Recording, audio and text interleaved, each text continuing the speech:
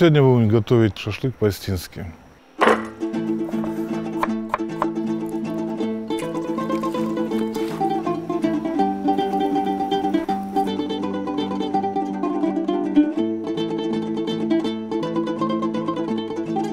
Мясо нарезается не вдоль волокна мышечного, а поперек.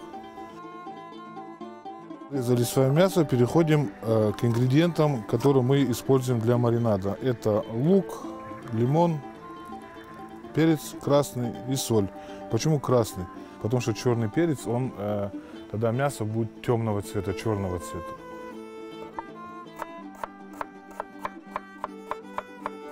Мы берем лук и выжимаем его, чтобы от него максимально вышел сок. И потом это все с вами тщательно перемешиваем. Лимон даст нам хороший, приятный вкус.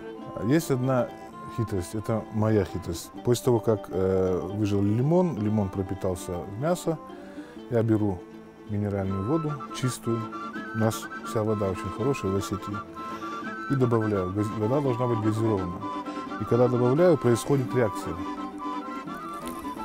И вот в этот момент реакция минеральной воды с лимоном и расщепляются жилы ткани. То есть мясо становится рыхлым, что ускоряет процесс маринада. И теперь после этого мы добавляем соль.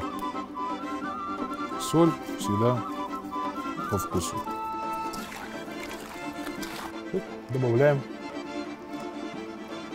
красный жгучий перец. Перемешиваем и оставляем минут на 20.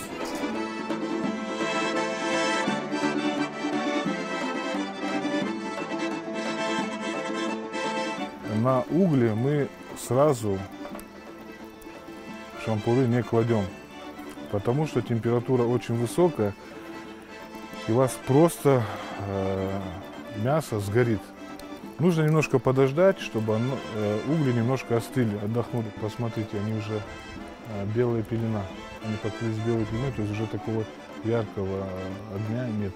Отправляем наше мясо на угли. Близко к друг другу не ставим, чтобы у нас жар и между кусков мяса тоже проходил.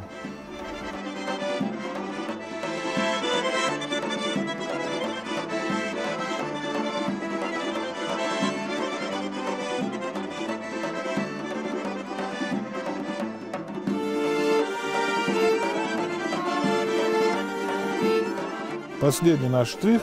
Поливаем лимонным соком, накрываем его, чтобы он у нас не остыл, и ставим на стол.